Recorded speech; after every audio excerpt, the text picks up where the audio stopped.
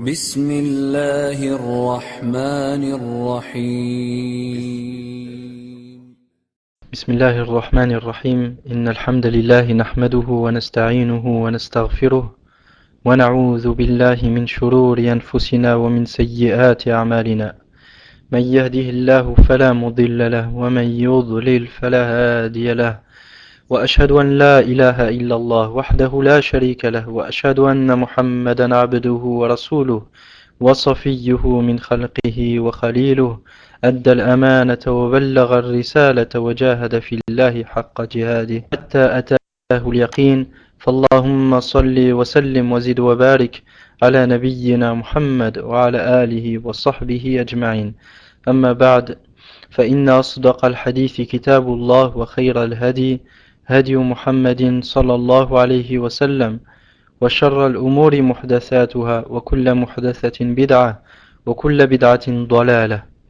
أيها الإخوة الكرام, ce cours est donc le 11e cours de cette silsila dont l'objectif est d'exposer une introduction à cette science qui est ilm usul al-fiqh. Nous en étions arrivés au dernier cours, à la troisième étape que cette science a rencontré chez Ahl Sunnati wal Jama'a. Lors de cette étape, distinguèrent deux grands imams qui sont Cheikh al-Islam Ibn Taymiyyah rahimahullah ta'ala et son élève Ibn al-Qayyim rahimahullah. Et nous avions cité de quelle manière se distinguait le travail de ces deux grands imams. Nous avions vu un premier côté, et là aujourd'hui, Inch'Allah ta'ala, sanara janiban thaniyan li amali ha'ula'i al-a'lam. فأقول مستعينا بالله عز وجل. Donc ces paroles-là sont les paroles, ce que je vais mentionner sont les paroles de Cheikh Al-Jizani. قال الجانب الثاني الرد على الباطل وكشف زيفه وبيان بطلانه وذلك بعد الوقوف على مآخذه عند أهله لمقارعة الحجة بالحجة كل ذلك بأدلة المنقول والمعقول مع النصيحة والبيان فكان هذا الصنيع تصحيحا للخطأ وتقويما للإعوجاج وتوضيحا للحق ودعوة إليه ونصحا وفضحا للباطل وتحذيرا منه. Donc leur deuxième champ de travail consistait à répondre aux faux et aux mensonges et dévoiler et exposer son invalidité, c'est-à-dire l'invalidité du faux auquel Ahlul Bid'ah, les innovateurs, invitaient, et sa nullité après une connaissance correcte de ses sources chez ceux-mêmes qui défendaient ces doctrines et ces dogmes erronés et qui y adhéraient. Pour quelle raison maintenant ces deux imams cherchaient à connaître al-ma'akhidh, les sources mêmes qui ont mené ceux qui défendent ce faux à le défendre? C'est afin de repousser et de combattre la hujja par la hujja. Tout ceci bien sûr sur base des preuves textuelles, ce qu'on appelle al-manqul. Al-manqul, en français, est un synonyme des preuves textuelles, al-manqul. Et rationnel, c'est ce qui désigne en arabe al-ma'qul. Al-ma'qul, ce sont les preuves rationnelles, et al-manqul, ce sont les preuves textuelles.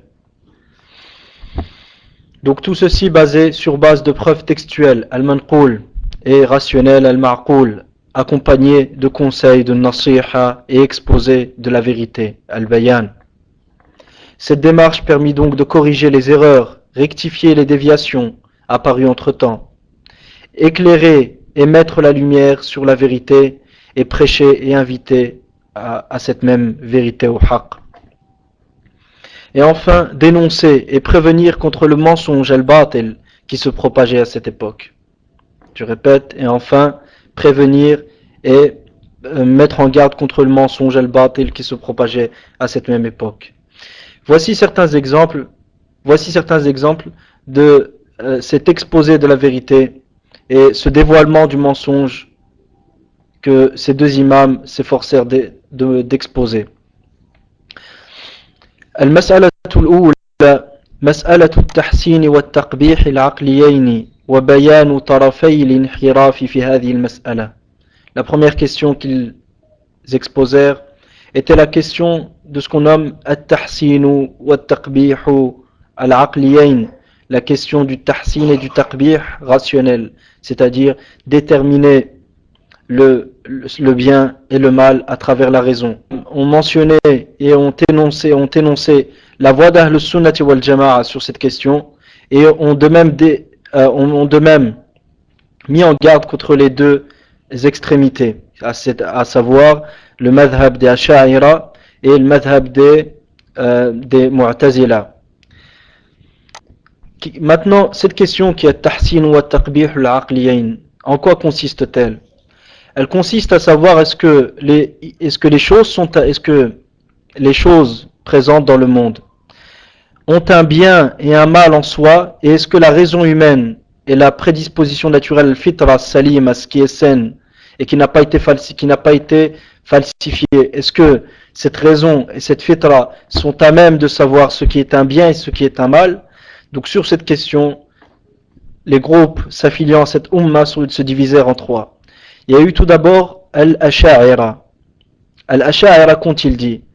Ils ont dit la khayra. Il y a eu tout d'abord Al-Mu'tazila qui ont dit quoi? Qui ont dit Al-Khayr wa Shar yu'rafani bil-aql wa thawab wa al-iqab yathbutani kadhalika bil-aql. Donc le bien et le mal sont connus et peuvent être déterminés par la raison, et le châtiment et la récompense pour ce bien et ce mal-là sont d'eux-mêmes affirmés par la raison.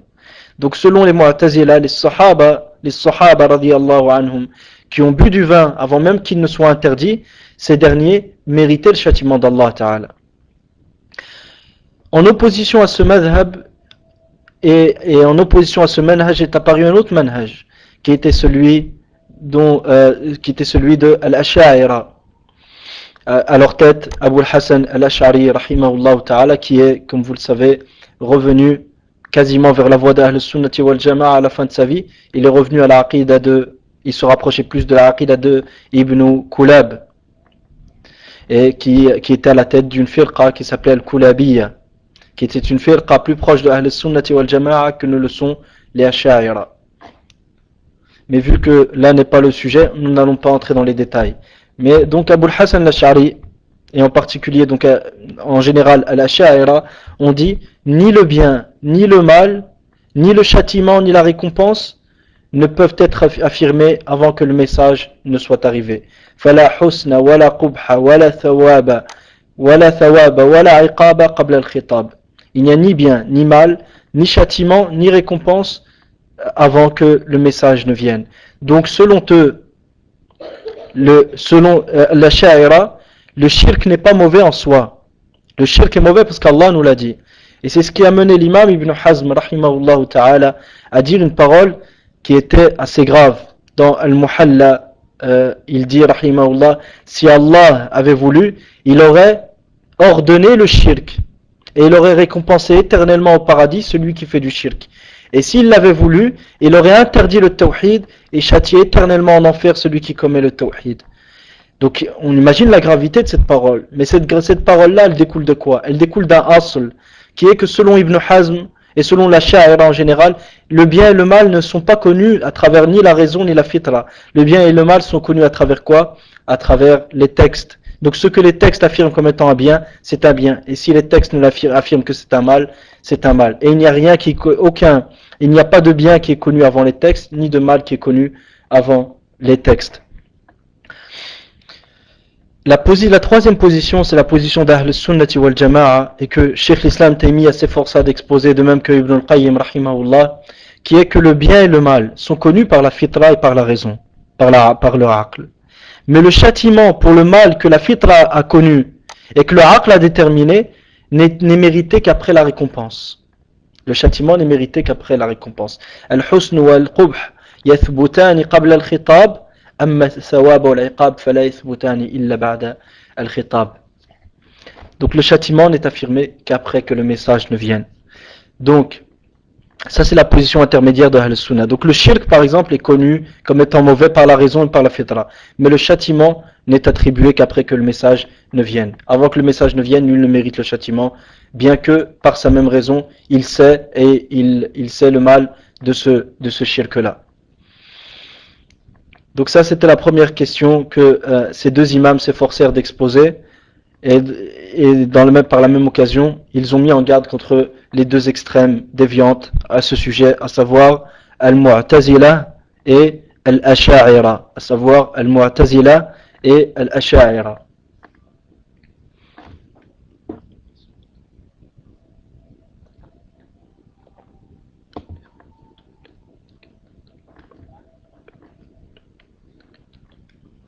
Le deuxième point était le جناية التأويل وخطورته وبيان الصحيح منه والباطل. Donc le crime, c'est-à-dire le crime et le danger du ta'wil, de la mauvaise compréhension, de la mauvaise interprétation, et l'exposé du ta'wil qui est valide, qui est correct, et le ta'wil qui n'est pas correct. Et les conditions pour qu'un ta'wil soit valide, et les conditions pour qu'un ta'wil soit valide, et si ces dernières ne sont pas remplies, ce ta'wil-là n'est pas valide.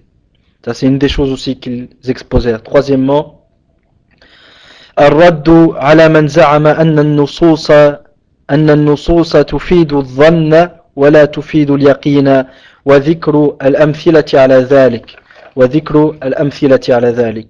Donc, troisièmement, la réponse à ceux qui ont prétendu que les textes, dans leur globalité, n'indiquent que le dhann, c'est-à-dire al-dhann, ay al-i'tiqad al-rajih.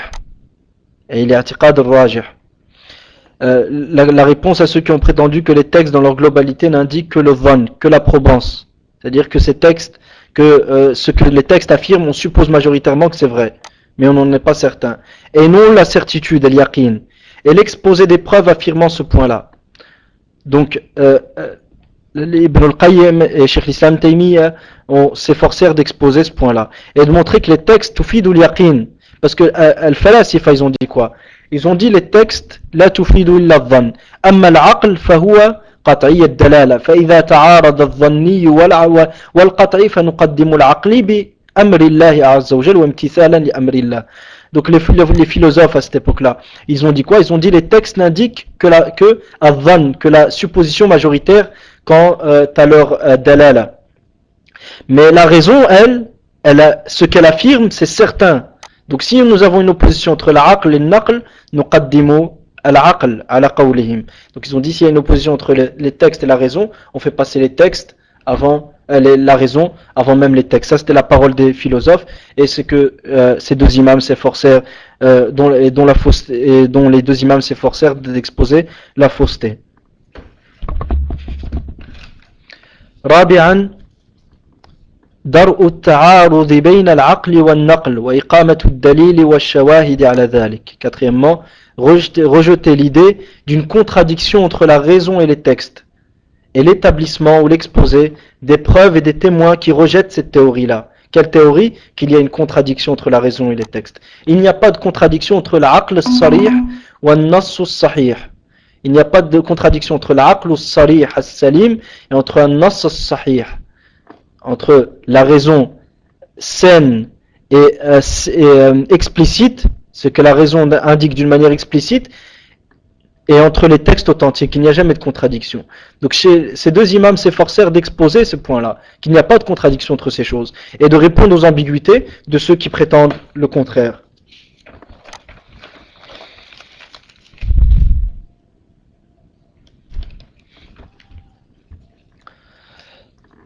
Donc par conséquent, on voit que les efforts de ces deux imams et leurs vestiges sont une continuité des guides d'Ahl Sunnati wal Jama'a qui les précédèrent, tels que Ibn Abd al-Barr, Al-Khatib al-Baghdadi et Abu al-Muzaffar Ibn al-Sam'ani. Sans oublier bien sûr l'éminent imam, l'imam Muhammadou Ibn Idris al-Shafi'i et autres parmi les imams d'Ahl Sunnati wal Jama'a. Ajoutons à ça que ces deux imams, à savoir Cheikh l'Islam Ibn Taymiyyah et Al-Allama Ibn al-Qayyim, rectifièrent les idées erronées présentes dans les livres d'Al-Usul des Mutakallimin. aussi, l'œuvre de ces deux imams représente premièrement une étude rectificative, des ouvrages d'Usul al-Fiqh sur la voie des mutakallimin. C'est une étude rectificative qui a eu pour but de rectifier certaines erreurs qui sont apparues sur la voie des mutakallimin. Et la voie des mutakallimin, je répète, à la tête de cette voie-là, il y a l'imam al-Shafi'i rahimahullah. Et cette voie-là se distingue de la voie de al-Fuqaha, qui sont les savants de l'Ahnaf. Al-Mutakallimin, dans leurs ouvrages, on trouve très peu de amthila tatbiqiyya ou de furu' qui permettent d'y voir plus clair quant au véritable sens et à la réelle portée des qawa'id al-usuliyya. Donc dans ces ouvrages-là, à travers le temps, c'est-à-dire à savoir quasiment 8 siècles, une traversée de 8 siècles, certaines erreurs sont apparues. Donc l'effort de ces deux imams s'est concentré aussi sur le fait de rectifier les erreurs qui sont apparues dans ces ouvrages-là. Deuxièmement, c'était une critique de leurs règles et de leurs écoles. Dire, ils ont apporté un aqd, une critique qui était constructive, et non, qui n'avait pas pour but de descendre simplement. Ils ont apporté une critique constructive et positive des règles et des écoles des mutakallimin. Et de même que troisièmement, ce fut un exposé de leurs qualités et leurs défauts. Ils ont montré aussi bien les qualités de cette voie-là qui était manhaj al-mutakallimin que les défauts qui étaient présents. Tout ceci sur base de la voie et du manhaj des salaf salih, radiyallahu anhum wa rahimahumullah. Donc si nous voulions extraire avec précision les vestiges de ces deux imams dans Usul al-Fiqh, nous serions face à d'énormes difficultés. Vu le travail et l'apport scientifique fournis par ces deux imams, nous serions face à d'énormes difficultés vu la grandeur de l'héritage scientifique laissé derrière eux d'un côté. Ça c'est le premier point. Et de l'autre côté, leur sujet, très souvent on rencontre dans les livres de ces deux imams, et plus particulièrement Cheikh al-Islam ibn Taymiyyah, nous rencontrons où nous faisons face à un écart du sujet principal. Donc ce hors-sujet présent dans leurs œuvres qui caractérise plus Ibn Taymiyyah rahimahullah qu'Ibn al-Qayyim. Donc lorsque l'un d'entre eux rahimahullah débute un sujet, il passe à un autre, qui le fait passer à un troisième et ainsi de suite. Donc c'est pourquoi vu ces deux points-là, premièrement la grandeur du vestige scientifique et de l'héritage scientifique qu'ils ont laissé derrière eux, et deuxièmement qu'il est très difficile de centrer un sujet et d'y rester du début à la fin. Donc, vu ces points-là, il est plus qu'important et il est plus qu'essentiel de réunir les thèmes usuliyya, c'est-à-dire les thèmes qui ont un trait au domaine de usul fiqh, de ces deux imams dans deux listes distinctes. Donc, lorsque le cheikh ici, Al-Jizani, parle de deux listes distinctes, c'est parce que justement, et à la fin de son ouvrage qui est Ma'alim Usul al-Fiqh 'inda Ahl al-Sunnah, il a établi deux listes, et chacune de ces listes-là montre à quel passage, par exemple, il cite un sujet qui est, comme nous avons vu, at-taqbih, at-tahsin wa at-taqbih al-aqliyayn, le tahsin et le taqbih rationnel. Et il va te dire où Ibn Taymiyyah en a parlé, où Ibn al-Qayyim en a parlé.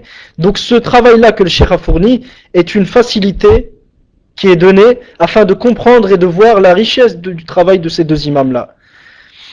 Et à cette occasion, le cheikh dit, à cette occasion, nous pouvons suggérer deux œuvres indépendantes de ces deux imams dans le domaine de Usul al-Fiqh. Donc ces deux imams ont écrit deux œuvres, et comme nous allons voir, l'une d'entre elles est une... Cheikh al-Islam Taymiyyah il a écrit partiellement, il n'est pas le seul auteur de cet ouvrage. Ils ont deux œuvres qui sont dédiées et exclusivement vouées au domaine de Usul al-Fiqh. La première, Kitab al-Muswadda, Kitab al-Muswadda de Ali Taymiyyah, de la famille Taymiyyah. Et nous allons voir pourquoi on dit de Ali Taymiyyah. Le deuxième, Kitab I'lam al-Muwaqqi'in an Rabbil Alamin de Al-Allama Ibn al-Qayyim rahimahullah. Bien que ce deuxième ouvrage qui est I'lam al-Muwaqqi'in ne soit pas exclusivement voué à Usul al-Fiqh. La majorité donc bien qu'il ne soit pas voué exclusivement à Usul al-Fiqh, la majorité des thèmes qui s'y trouvent sont consacrés à cette science-là et à ce fan-là qui est usul al-fiqh. Maintenant, ce qui est de Al-Muswadda, Al-Muswadda, dont on a parlé de la famille Al-Taymiya, c'est à l'origine un ensemble d'avis, de Al-Qadi Abu Ya'la, celui qui a écrit Al-Umda fi usul al-fiqh, qui est le premier Hanbali à avoir écrit un livre fi usul al-fiqh, Al-Qadi Abu Ya'la. Donc, Al-Muswadda réunit un ensemble d'avis de Al-Qadi Abu Ya'la, de Abu al-Khattab aussi, qui est l'auteur du livre At-Tamhid fi usul al-fiqh. C'est le deuxième à avoir écrit un livre dans usul al-fiqh dans le madhab de l'imam Ahmad ibn Hanbal. Et Abu al-Khattab était un élève de Abu Ya'la. Et d'Ibn Aqil aussi, Ibn Aqil al-Hanbali rahimahullah, et autres parmi les Hanabila, les savants de l'école de l'imam Ahmad ibn Hanbal. Donc Al-Muswadda a été réuni par Majduddin Abdus Salam ibn Taymiya al-Harrani. Majduddin Abdus Salam, qui était le grand-père de Cheikh l'Islam ibn Taymiya rahimahullah. Donc son nom, Majduddin, le grand-père d'Ibn Taymiya, qui est aussi l'auteur de Muntaqa al-Akhbar, qui est la source de Nail al-Awtar de l'imam Shawkani. Donc l'imam Shawkani a exposé et a fait un commentaire de Muntaqa al-Akhbar. Et Muntaqa al-Akhbar était un livre qui réunit un ensemble de hadiths un ensemble de hadiths classés selon les chapitres de Al-Fiqh. Donc Al-Majd ibn Taymiya rahimahullah s'appelle Abdus Salam ibn Abdillah. Donc Abdus Salam, fils de Abdullah, fils de Abu al-Qasim, Al-Khadr ibn Muhammad, fils de Muhammad, ibn Ali, fils de Ali, ibn Taymiya. Abu al-Barakat al-Harrani. Donc son nom était Abu al-Barakat. Majduddin al-Faqih al-Hanbali. C'était un faqih s'affiliant à l'école de l'imam Ahmad ibn Hanbal. Al-Muhaddith al-Mufassir al-Usuli. Donc c'était aussi bien un muhaddith qu'un exégète, un mufassir, qu'un usuli, qu'un savant dans usul al-fiqh. Lahu kitabu Muntaqa al-Akhbar fi hadith al-ahkam. Donc il a composé comme livre Muntaqa al-Akhbar, qui est un hadith dans al-ahkam, les statuts légaux al-far'iyya, al-amaliyya. Wa kitabu al-ahkam al-kubra. Il a composé aussi al-ahkam al-kubra et al-Muswadda. Il est décédé en l'an 600. Il est décédé en l'an 652. Il est décédé en l'an 652 de la Hijra al-Nabawiyya ala sahibiha afdalus salati wa ahsanu taslim. Donc l'an 652 correspond à l'année 1231 de l'année selon le calendrier grégorien. Donc cet ouvrage qui est Al-Muswadda a tout d'abord été réuni, le premier à avoir débuté cet ouvrage était le grand-père d'Ibn Taymiyyah qu'on appelle Al-Majd ibn Taymiyyah. Cette Muswadda était un brouillon qu'Al-Majd, rahimahullah ibn Taymiyyah, a écrit sans la remettre au propre. Il ne l'a pas remis au propre, c'était un brouillon qu'il a débuté. Son fils, qui est le père de Cheikh l'Islam, Ibn Taymiyyah, son fils Shihabuddin Abdul Halim vint après lui et a commenté certains passages et à son tour ne l'a pas mis au propre. D'où le nom qu'elle porte qui est Al-Muswadda. Maintenant, qui est Abdul Halim dont on a parlé? Abdul Halim se nomme Abdul Halim ibn Abdus Salam ibn Abdillah ibn Taymiyyah Al-Harrani, Shihabuddin, son surnom était Abu al-Mahasin ibn al-Majd. On le nommait aussi le fils de Al-Majd qui était le grand-père de Cheikh l'Islam ibn Taymiyyah. Atqan al-madhhab al-Hanbali wa darrasa wa afta. Donc il a excellé dans le madhhab de l'imam Ahmad ibn Hanbal et il a enseigné et il était arrivé au degré de al-fatwa. Wa kana imaman muhaqqiqan. Donc c'était un imam et un chercheur, un éminent chercheur. وله يد طولة في الفرائض والحساب. De même qu'il avait un grand niveau dans le domaine de l'héritage. قيل عنه كان من أنجم الهدى وإنما اختفى من نور القمر وضوء الشمس. كان من أنجم الهدى وإنما اختفى من نور القمر وضوء الشمس إشارة إلى أبيه وابنه. توفي سنة 682 بعد المئة السادسة الأولى. Donc il est mort en l'an 682 de l'Hijra al-Nabawiyya. Donc voir Shazurat al-Dhahab. Donc le deuxième à avoir travaillé cet ouvrage était le père d'Ibn Taymiyyah, donc Abdul Halim Shihabuddin. Puis vint le tour de Cheikh l'Islam Ahmad ibn Abdul Halim qui en commenta une partie, la laissant toujours au brouillon. Et durant toutes ces étapes, cette œuvre est restée sous forme de brouillon, jusqu'à la venue de l'un des élèves de Cheikh l'Islam ibn Taymiyyah, du nom de Ahmad ibn Muhammad ibn Abdel Ghani al-Harrani, puis le Dimashqi, ce qui était un faqih, un juriste hanbali, Shihabuddin Abul Abbas, qui est décédé en l'an 745 de l'Hijra, et qui correspond à l'an 1324 de l'année du calendrier grégorien.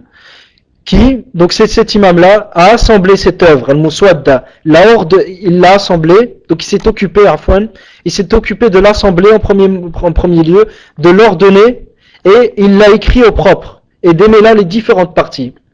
Donc premièrement, il a assemblé cette œuvre, il l'a ordonnée, il l'a classée, et il l'a écrit au propre, et il a démêlé les différentes parties.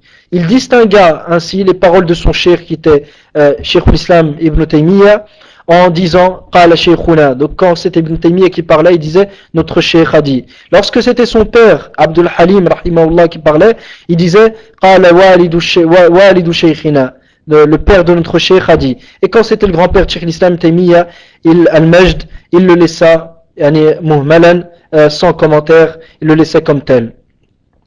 Ce livre qui est le Muswadda assemble un grand nombre d'avis de savants hanbalites dans Usul al-Fiqh, se faisant donc une référence dans le madhab de l'imam Ahmad ibn Hanbal dans un grand nombre de sujets dans le domaine de Usul al-Fiqh. Donc ce livre est quasiment une référence pour savoir la position des savants du madhab de l'imam Ahmad ibn Hanbal dans le domaine de Usul al-Fiqh. Cependant, ce livre a besoin de ce qui suit. Premièrement, un tanqih, des retouches. À cause de quoi? À cause des répétitions présentes dans certains chapitres. Deuxièmement, un tahdhib, une classification, car ce livre est un compilé de sujets et chapitres qui ne sont pas classés sous un même titre. Car ce livre est un compilé de sujets et de chapitres qui ne sont pas classés sous un même titre ou sous un titre donné. Le livre a donc besoin d'un index précis, sans oublier que nous ne pouvons être certains que ces avis sont les réelles positions de leurs auteurs, et lorsqu'on dit de leurs auteurs, de ceux qui l'ont composé, à savoir Cheikh Al-Majd ibn Taymiyyah, Abdul Halim, Abu Cheikh l'Islam et Cheikh l'Islam ibn Taymiyyah. Car ils l'ont écrit, ils l'ont laissé au brouillon, et ils le laissèrent sans une nouvelle rédaction ni une vérification. Donc on ne sait pas dire réellement est-ce que avec certitude, telle était la position de ces trois imams dans Usul al-Fiqh. Mais quoi qu'il en soit, ce livre a besoin d'un index précis, et ces choses-là dont on a parlé, ce travail qui doit être fourni vis-à-vis de ce livre-là, une certaine partie a commencé lorsque ce livre est apparu dans les librairies, à savoir en 1405 de l'Hijra al-Nabawiyya ala sahibiha afdalus salati wa ahsanu taslim, qui correspond à l'an 1984, à Dr Ahmed al-Dhuri, Dr Ahmed al-Dhuri a authentifié ce livre-là, et ce livre est sorti, et a authentifié ce livre-là en l'an 1405, donc comme on a dit, et ce livre est apparu en 1422 qui correspond à l'année 2001 du calendrier grégorien. Mais avant ça, Cheikh Mohammed Muhyiddin Abdul Hamid a authentifié cela, commenté par la même occasion. Il l'a authentifié et il l'a commenté. Donc ici, ce qui concerne Al-Muswadda. Donc si jamais un jour vous entendez parler de ce livre, vous savez en quoi consiste le contenu de ce livre-là. Donc ce sera déjà d'une certaine aide pour vous et pour les frères qui souhaitent s'intéresser un peu plus à ce ilm. Le deuxième livre dont on a parlé, qui était I'lam al-Muwaqqi'in de l'imam al-Allama Ibn al-Qayyim rahimahullah, dans cet ouvrage, cet éminent savant qui est Ibn al-Qayyim a énoncé un nombre de thèmes de Usul al-Fiqh, parmi lesquels le premier al-Qiyas, les conditions de al-Qiyas, les piliers de al-Qiyas, al-qiyas qui est valide, le qiyas qui n'est pas valide, c'est-à-dire al-qiyas sahih ou al-qiyas ou al-batil. De même qu'il a mentionné la question de al-istishab, qui est la continuité de la règle et du hukm de base. Ça, nous le verrons par après, Inch'Allah ta'ala. Qu'est-ce que al-istishab? Donc Ibn al-Qayyim en a traité et l'a étudié. La troisième question que Ibn al-Qayyim a traité, dont il a traité, est le at-taqlid, le conformisme. Dans quel cas il est permis, dans quel cas il est interdit et quel est son hukm dans la sharia. Le quatrième point aussi, nous avons az-ziyadatu ala an-nas, ce qu'on appelle ziyadatu thiqa certaines fois, qui est que c'est le rajout d'une personne qui est de confiance, ou le rajout d'une manière générale. Quand est-ce qu'il est pris en compte, quand est-ce qu'il n'est pas pris en compte. Ziyadatu ad-da'if, mata hal tu'tabar am la, wa ziyadatu thiqa kadhalik. Donc tout ça, Ibn al-Qayyim en a parlé, qui est un sujet bien sûr dans l'usul à la base. C'est un sujet de usul à la base, mais dont Ibn al-Qayyim a traité dans son livre I'lam al-Muwaqqi'in. Cinquièmement, qawlu sahabi, la vie d'un sahabi. Quand est-ce qu'il est pris en compte, quand est-ce qu'il n'est pas pris en compte. Sixièmement, dilalatul alfaz ala al-zahir. Dilalatul alfaz ala al-zahir. L'indication des termes dépend de leur sens apparent. Et qu'en est-il de ce sujet-là? Donc, l'imam, rahimahullah, on a traité. كذلك سابعا الفتوى, la fatwa, ses conditions et le comportement à avoir lorsqu'on émet une fatwa et quelle est l'éthique à respecter lors de l'établissement de fatawi. Neuvièmement, saddu al-dhara'i' wa tahrim al-hiyal, donc fermer les portes aux prétextes et voies vers le haram et l'exposer de l'interdiction de ruser pour se voir permis ce qui est à l'origine illicite. Donc Ibn al-Qayyim en a aussi parlé. Neuvièmement, laysa fi shari'ati ma yukhalifu al-qiyas. La sharia ne comporte rien qui s'oppose au qiyas qui est valide. Le qiyas sahih s'accorde avec un nas, avec les textes. Et il n'y a pas un qiyas qui est valide qui s'oppose aux textes comme certains l'ont prétendu.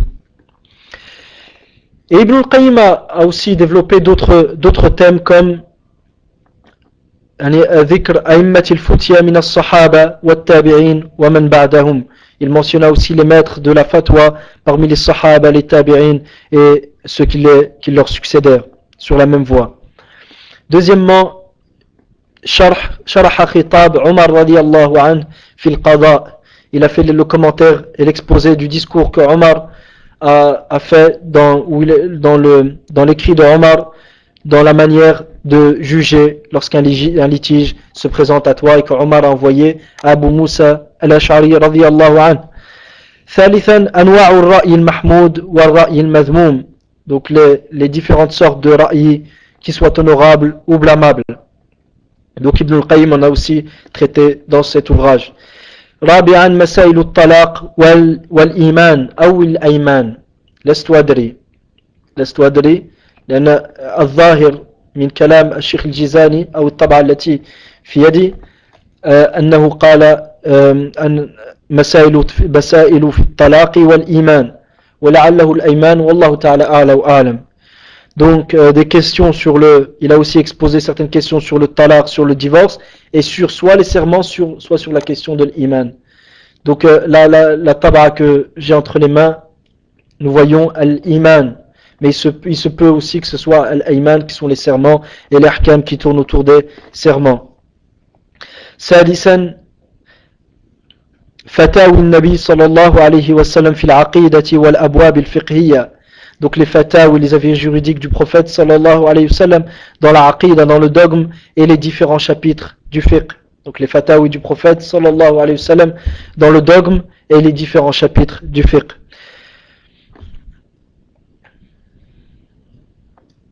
سادسا أمثلة في الحيل المباحة والباطلة. Donc sixièmement, il y a des exemples de ruses permises et les ruses qui sont invalides.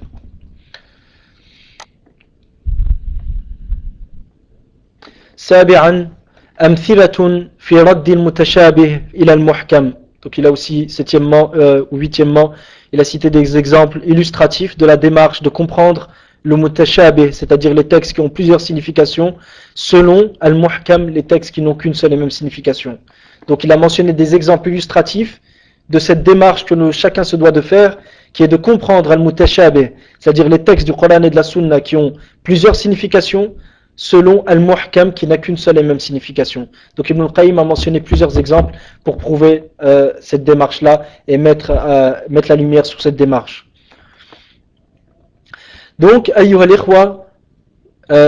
al-ikhwa, nous voyons que ce livre se distingue par le grand nombre d'exemples fiqhi, d'exemples juridiques, qui illustrent et mettent la lumière sur les règles d'al-usul. Ça c'est une première chose et qui est une mise et une chose qui distingue clairement cet ouvrage de beaucoup d'autres ouvrages. Donc ce livre, avec le grand nombre d'exemples juridiques qu'il a mentionnés, des masail fiqhiyya qu'il a cités dedans, ça te met la lumière sur les qawa'id l'usuliyya. Et dès lors que ça te met la lumière sur les règles de l'usul, tu les comprends beaucoup mieux. لأن بالمثال يتضح المقال. لأنه بالمثال يتضح المقال. Car à travers les exemples, les propos des gens ou ce que la personne va dire devient de plus en plus clair ou se clarifie. Deuxièmement, il expose, rahimahullah, dans cet ouvrage, la sagesse, al-hikma min al-tashri' de la législation d'Allah Ta'ala et les maqasid, les objectifs de cette sharia. Donc cet ouvrage expose la sagesse de la législation et les objectifs, les maqasid. Qu'est-ce que vise cette législation qui est la législation d'Allah Ta'ala?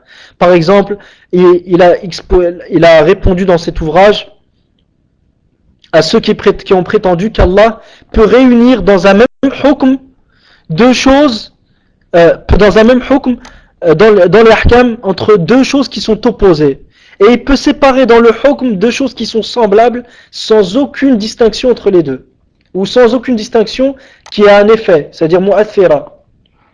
Certains ils ont prétendu ça. Le premier à avoir prétendu ça est An-Nadham al-Mu'tazili. An-Nadham al-Mu'tazili, qui est le premier à avoir prétendu qu'Allah peut réunir entre deux choses distinctes, entre deux choses qui sont complètement distinctes et leur donner le même hukm, et il peut séparer entre deux choses qui sont semblables et qui n'ont aucune distinction qui pousserait à ce qu'ils aient un hukm qui soit différent. Le premier à avoir prétendu ça c'est An-Nadham, puis d'autres qui ont suivi, que parmi les Al-Zahiriyya qui ont aussi cette prétention-là, qu'Allah peut réunir entre deux choses distinctes et se rassembler entre deux choses entre semblables.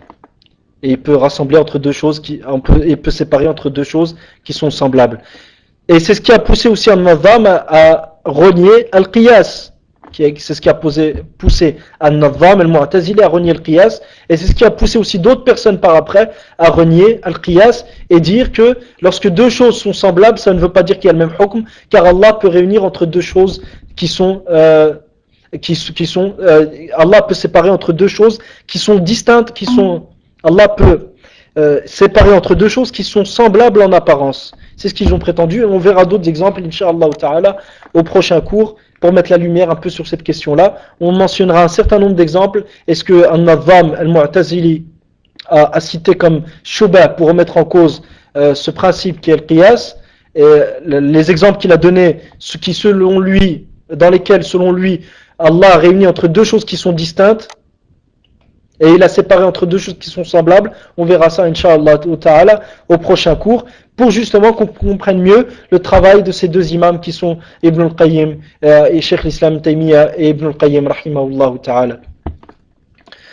Donc cet ouvrage qui est Alam al-Muwaqqi'in, donc expose la sagesse de la législation et les objectifs de cette législation-là.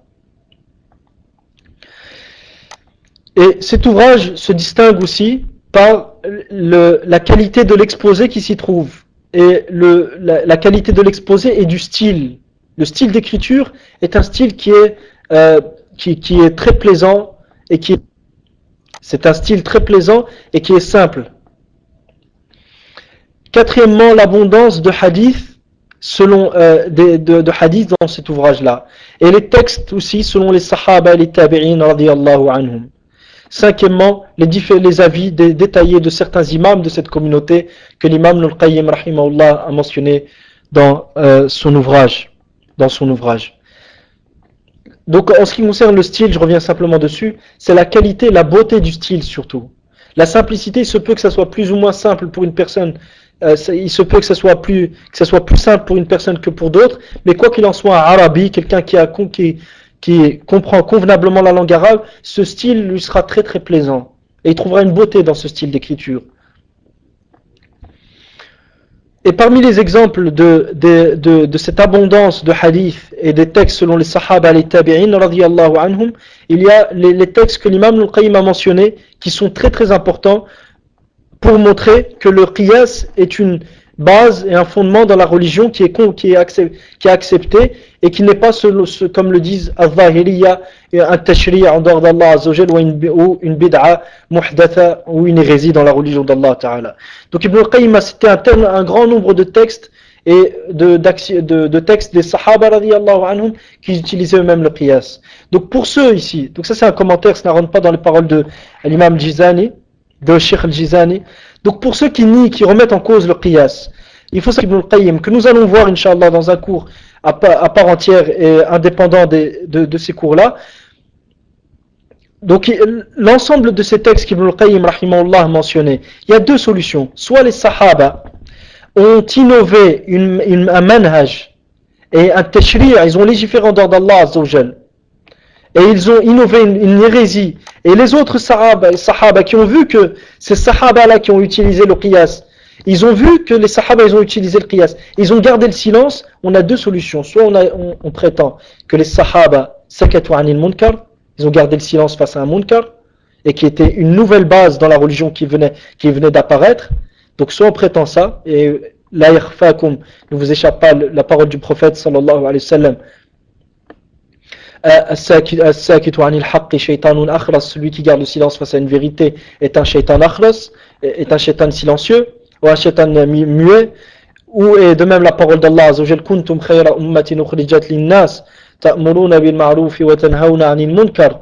Donc vous êtes la meilleure communauté qui est émergée pour les gens. Vous ordonnez le bien et vous interdisez le mal. Donc il n'y a pas un mal si ce n'est que les sahaba l'ont interdit. Il est impossible qu'un mal arabe et que tous y gardent le silence pour le blâmer. Personne ne le blâme.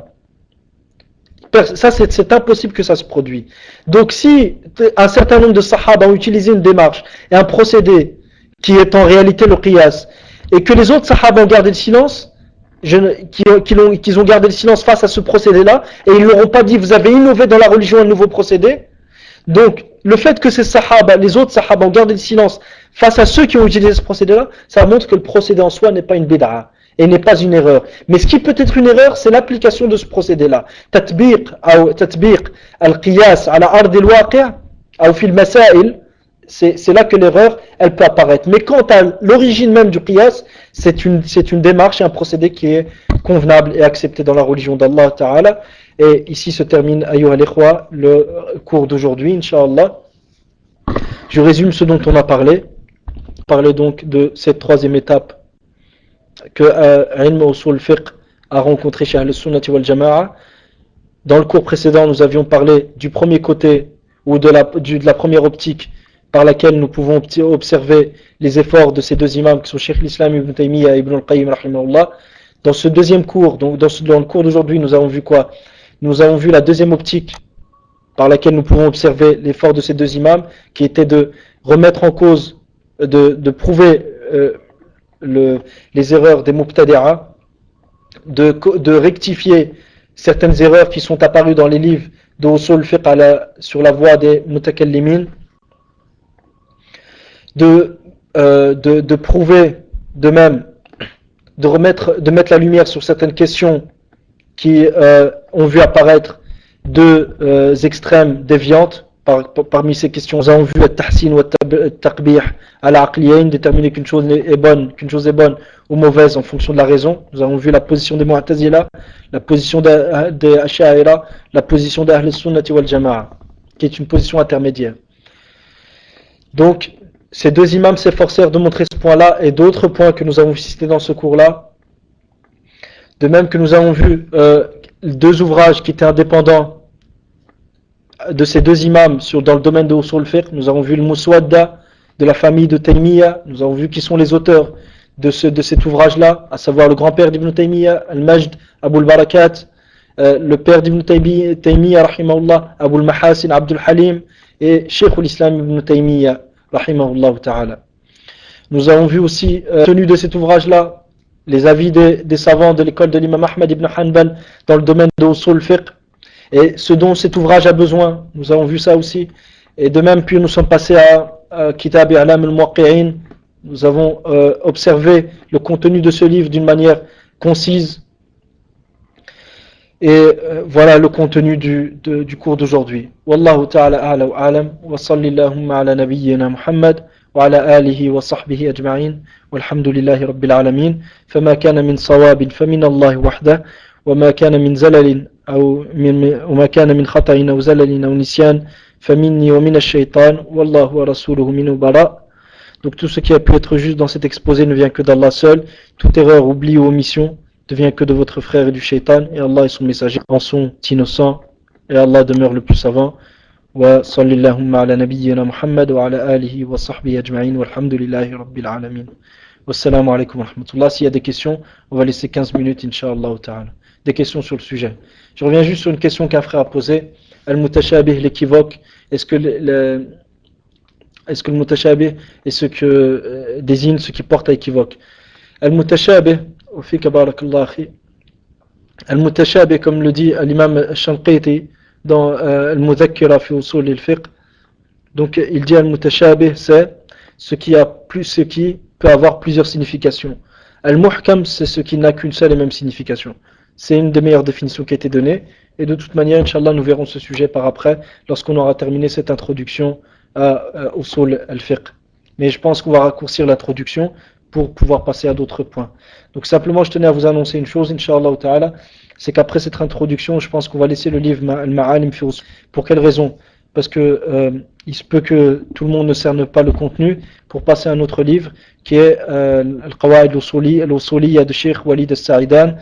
Et car dans ce second livre, il y a un grand nombre d'exemples, ce qui fait que ça va vous motiver, Inch'Allah ta'ala. Car les exemples, c'est des choses que vous pouvez rencontrer dans votre vie de tous les jours. Donc ça va être une règle, donc tu retiens la règle et tu retiens les exemples, et ça ira beaucoup plus vite, Inch'Allah ta'ala. Et je pense que ça enchantera un peu plus les gens d'assister à ces cours-là. Wallahu a'lam.